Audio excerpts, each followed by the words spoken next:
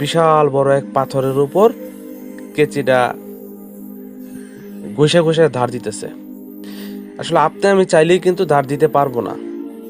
ধার দেওয়ার জন্য নির্দিষ্ট মেধার প্রয়োজন, কঠোর মনোসংযোগের প্রয়োজন এবং অবশ্যই দক্ষতার প্রয়োজন।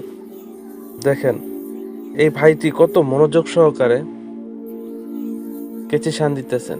এই যে ছোট্ট একটা মোটর, এই মোটরেই কিন্তু পুরো চাকাটাকে ঘোরায়।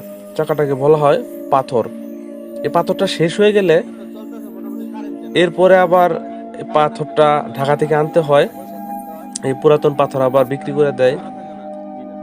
তো একটু পরে আপনারা দাদার ইন্টারভিউটা দেখতে পারবেন। আমরা ইন্টারভিউ নিব অবশ্যই।